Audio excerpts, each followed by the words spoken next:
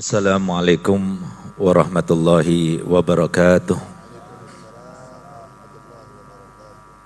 Alhamdulillah rabbil alamin. Wassalatu wassalamu ala ashrafil anbiya'i wal mursalin. Sayyidina wa habibina wa syafi'ina wa nuri qulubina Muhammad Habibi rabbil alamin wa imamil ghurril muhajjalin wa ala alihi wa sahbihi ajma'in. Subhanaka la ilma lana illa ma 'allamtana innaka antal alimul hakim. Rabbi shrah li sadri wa yassir li amri wahlul 'uqdatam min lisani yafqahu qawli, amma ba'du.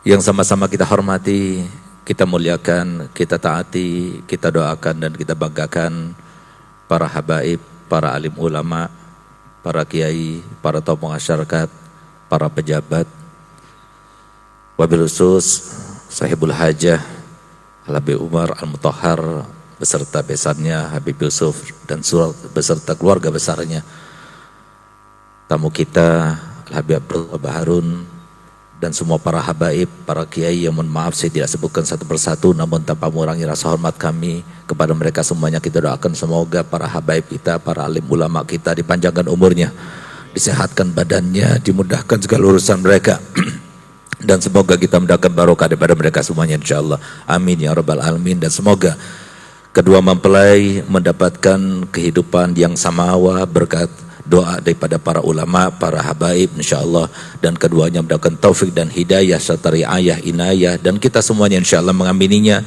juga mendapatkan ridho daripada Allah Ta'ala dan kasih cinta Nabi kita Muhammad SAW. Amin amin ya rabbal alamin.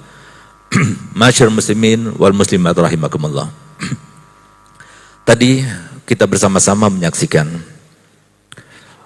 beberapa untayan kata-kata ijab dan qabul yang hanya beberapa kalimat saja ibaratnya.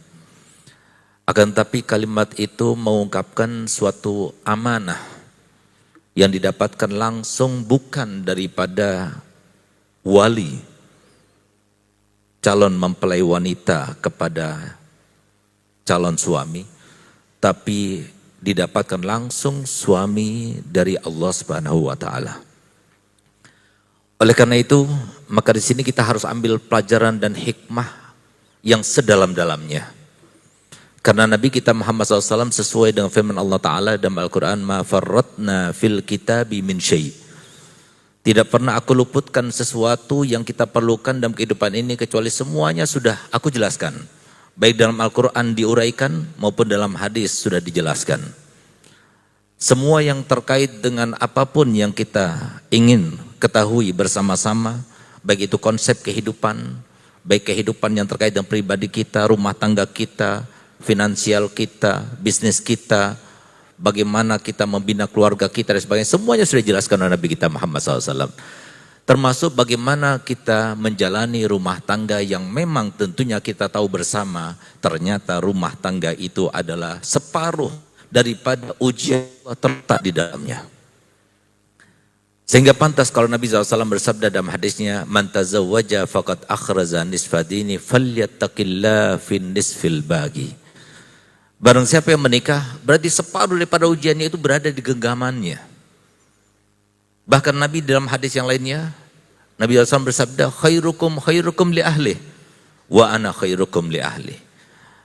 Untuk kita mengetahui, kita ini yang paling tinggi derajatnya di sisi Allah, yang paling tinggi derajatnya kedudukannya di surga Allah, nanti kita bertetangga dengan Nabi SAW atau tidak dan sebagainya, mudah sekali. Tinggal kita bagaimana tanggapan dari bukan sahabat kita, bukan guru kita dan sebagainya, tidak. Tapi yang paling penting itu adalah keluarga kita. Karena yang paling tahu dengan keadaan kita sesungguhnya, iman takwa kita yang sesungguhnya selain daripada Allah Ta'ala itu adalah keluarga kita. Oleh karena itu maka Nabi kita Muhammad SAW memberi ajaran kepada kita bagaimana cara kita menjalani kehidupan rumah tangga ini, tapi kita termasuk yang sukses. Dan semoga kedua mempelai dan kita semuanya yang mendengarkan ini termasuk yang menjalaninya dalam keadaan sukses, sehingga kita termasuk yang menjalaninya dalam keadaan mendapatkan ridhonya Allah Subhanahu wa taala. Amin amin ya rabbal alamin. Nabi SAW bersabda, Allah fin nisa fa inna awanin indakum. akhadtumuhunna bi amanatillah wastahlaltum furujahunna bi kalimatillah. Konsep yang bisa kita gunakan dalam rumah tangga supaya kita langgeng di dalam menjalaninya, itu adalah hadis ini. Di mana Nabi SAW mengajarkan pada kita untuk kita mendapatkan rumah tangga yang sakinah, mawaddah dan rahmah, tidak perlu cari yang kaya, tidak perlu cari yang tampan, tidak perlu cari yang berilmu, tidak. Tapi yang perlu itu cuma satu, kita anggap pasangan kita ini adalah amanat daripada Allah. Coba kita bayangkan, kalau seumpama kita dapat titipan dari seorang guru kita yang kita hormati, kita muliakan, atau titipan langsung dari Bapak Presiden, atasan kita yang kita hormati, kita muliakan, bagaimana kita kira-kira menjaganya? Ini bukan dari guru kita, ini bukan dari Bapak Presiden, tapi ini langsung titipan daripada Allah SWT yang Allah ingin tahu kepada kita bagaimana kita memperlakukannya. Itulah pasangan kita. Oleh karena itu, para ulama berkata bahwasanya kalau kita ingin tahu siapakah pasangan kita, siapakah orang dekat kita, siapakah kerabat kita, ketahuilah bahwasanya mereka itu bukanlah orang-orang yang kebetulan Allah rencanakan. Tidak, nggak ada yang kebetulan, sudah direncanakan sebelumnya. Kalau kita ingin tahu siapa pasangan kita, suami kita, istri kita, anak kita, orang tua kita dan sebagainya, mereka itu adalah manusia-manusia yang sudah seleksi dari sekian miliar laki-laki dan perempuan yang pastinya pertimbangannya Allah adalah yang paling bisa menjadi ujian bagi kita. Yang paling bisa menjadi ujian bagi kita. Siapa dia? Dialah pasangan kita. Dialah istri kita, dialah suami kita. Kalau baik, kita diuji, bersyukur atau tidak. Kalau tidak baik, kita diuji, bersabar atau tidak. Setiap kata-kata untuk merespon semua yang terjadi dari mulai awal menikah, dari mulai awal berinteraksi dengan mereka semuanya, Allah akan meresponnya dan Allah akan mencatatnya, sehingga Allah firman dalam Al-Quran, ma yalfidu min qaulin illa ladaihi raqibun atid ya'lamu ma tusirruna wa ma tu'linun. Allah tahu apapun yang kau tampakkan dan yang kau tidak perlihatkan, semuanya Allah tahu dan Allah akan catat. Itulah makanya kenapa Nabi SAW mengatakan khairukum li ahli wa ana khairukum li ahli. Meter kita ini baik atau tidak di sisi Allah bukanlah orang lain, bukanlah umatnya, bukanlah masyarakatnya, bukanlah bawahannya, bukanlah mitra kerjanya, tidak. Tapi barometer kita itu baik atau tidak, keluarga kita.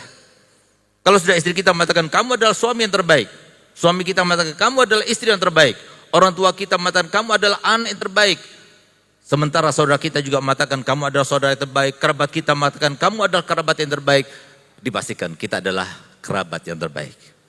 Kita adalah orang yang terbaik di mata Allah, di sisi Allah. Sebagaimana Nabi kita Muhammad SAW ketika jenazah lewat, lalu kemudian sahabat Nabi yang ada sekitar Nabi berkata, ya Rasulullah itu orang baik, wajabat. Tak lama kemudian datang lagi jenazah berikutnya. Lalu kemudian sahabat-sahabat yang ada di sekitarnya juga mengatakan, ya Rasulullah itu tidak baik, wajabat. Sehingga ditanya oleh sahabat-sahabat tersebut, ya Rasulullah kenapa kau selalu mengatakan wajabat, wajabat, wajabat? Maka Nabi SAW menjelaskan, yang pertama kamu katakan itu orang baik, maka wajabatil jannah. Yang kedua kamu katakan ini orang tidak baik, wajabat benar.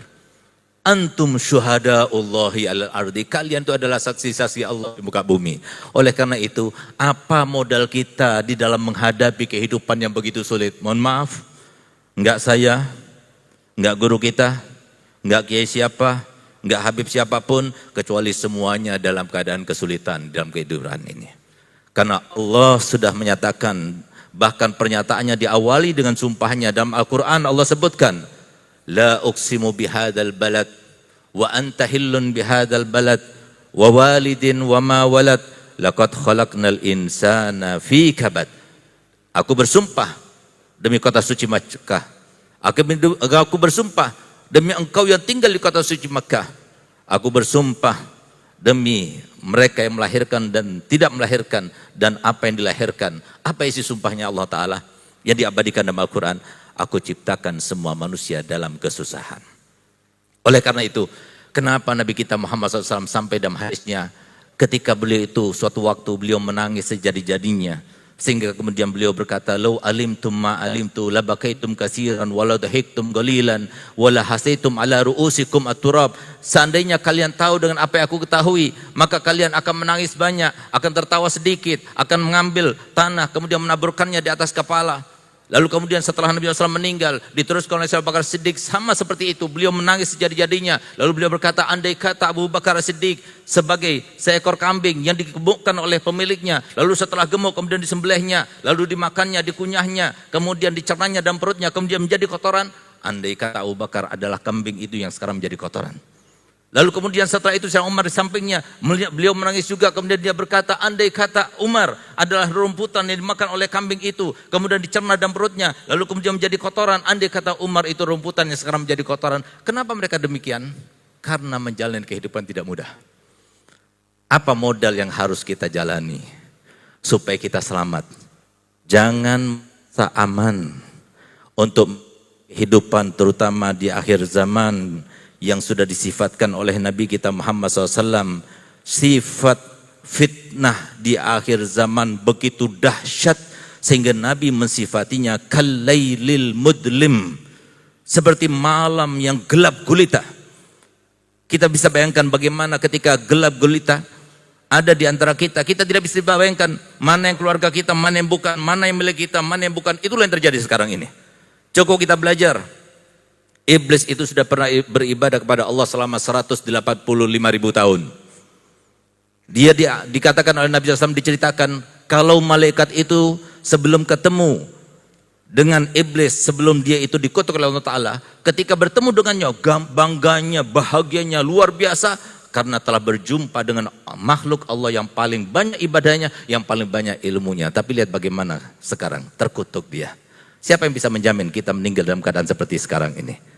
Jangan pernah merasa aman. Oleh karenanya, apa modal kita yang harus kita jalani sampai kita meninggal dunia? Ini adalah pesan dan kesan untuk kedua mempelai. Bagaimana modal kita menjalani kehidupan rumah tangga supaya tetap merespon. Nggak ada yang sebab kebetulan. Ananda Hafid dan Anda Tania, semuanya yang terjadi mulai saat ini sampai antum meninggal nanti, semoga antum panjang umur, sehat walafiat, antum berdua diberikan kehidupan yang mudah dan dimudahkan Allah Ta'ala.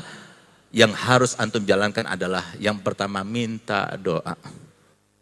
Pada dalam rumah tangga ini, ketika dilangsungkan pernikahan ini selalu terpampang di baliho-baliho, di surat undangan, mohon doa restu. Karena memang yang paling utama dan modal utama menjalani pernikahan itu adalah doa dan restu. Sehingga diundang para kiai, diundang para habaib. Harapannya Pak, harapannya mendoakan kedua mempelai, semoga mereka bisa menjalani kehidupan yang sangat susah ini dalam keadaan dimudahkan Allah Ta'ala, mendapatkan taufik dan hidayah. Itu yang paling utama. Jangan kita segan, enggan, apalagi gengsi untuk meminta doa kepada yang lainnya. Minta doa. Nabi SAW meminta doa kepada sahabatnya. Doa itulah yang bisa menyelamatkan kita. Sehingga Nabi pantas kalau bersabda, silahul mu'min ad-du'a. Senjata orang mukmin itu ada doa. Itu yang pertama yang bisa menyelamatkan kita. Yang kedua adalah Allah SWT berfirman dalam Al-Quran, dan firmannya inilah yang dijadikan senjata oleh iblis, di mana ini yang sekarang digunakan, pintu terbuka oleh iblis digunakan bagaimana cara menjerumuskan kaum muslimin. Di mana Allah Ta'ala firman dalam ayatnya, wala takunu kalladzina nasullaha fa ansahum anfusahum. Jangan kalian lalai kepada Allah. Jangan kalian lupa kepada Allah. Kalau sudah kita lupa kepada Allah, Allah akan lupakan semua nasib kebaikan, semua kesempatan yang baik yang harusnya kita raih, semuanya Allah akan lupakan. Kita punya harta benda tidak gunakan, kita punya kesempatan yang baik tidak digunakan. Kenapa? Karena salahnya kita melupakan Allah SWT. Supaya kita tidak lupa, caranya cuma dua. Yang pertama, belajar ilmu agama. Ilmu agama adalah ilmu yang paling penting. Melebihi pentingnya ilmu yang terkait dengan dunia apapun, terkait dengan harta apapun, terkait dengan jabatan apapun, ilmu yang paling penting. Itu yang pertama. Kemudian ilmu supaya kita bisa mengamalkan, maka kita jangan sampai lepas daripada konsep, daripada kita ingat dan mengingatkan. Karena yang terbaik, yang paling berguna bagi seorang mukmin, bukan seorang muslim, seorang mukmin. Sehingga Allah Ta'ala mengingatkan kepada kita, fadzakir fa inna dzikra tanfa'ul mu'minin. Konsep terbaik bagi seorang mukmin, yang paling berguna bagi seorang mukmin di dunia ini adalah fadzakir fa inna dzikra tanfa'ul mu'minin. Maka selama kita mau diperingati dan mau memperingati, berarti dia masih dalam kategori orang yang baik. Maka kalau kita masih mau belajar ilmu agama dan mau dekat kepada orang yang mau memperingati dan diperingati, maka insya Allah kita masih dalam kategori baik. Dan semoga kita berdoa kepada Allah Ta'ala, semoga kedua mempelai dimudahkan Allah Ta'ala, mendapatkan taufik dan hidayah, sehingga keduanya dimudahkan Allah Ta'ala untuk mendapatkan riayah, inayah daripada Allah Ta'ala, dan kita semua yang mengamininya. Semoga kita mengakhiri hidup kita dalam keadaan kita mendapatkan ridhonya, sabar menjalani ketentuannya, bisa menerapkan moto yang dijalankan oleh Habibullah Haddad dalam kehidupannya. Kata Habibullah Haddad, supaya kita lepas daripada semua dosa yang terkait dengan manusia, semua haknya orang laksanakan, sementara hak kita dari mereka kita minta pada Allah. Semuanya haknya orang kita laksanakan, sementara hak kita dari mereka kita minta kepada Allah, tidak minta kepada mereka. Silahkan mereka mau balas kita atau tidak balas, terserah. Karena kita minta balasan daripada Allah, bukan daripada mereka. Itulah kalau kita bisa menjalankan moto itu, kita selamat daripada dosa terkait dengan manusia. Semoga kita dimudahkan Allah Ta'ala untuk menjalankannya. Rabbana atina fid dunya hasanah wa fil akhirati hasanah wa qina adzabannar. Wa sallallahu ala sayyidina Muhammadin wa ala alihi wasallam. Alhamdulillah bil alamin. Kalau saya mohon maaf. Wabillahi taufiq wal hidayah. Assalamualaikum warahmatullahi wabarakatuh.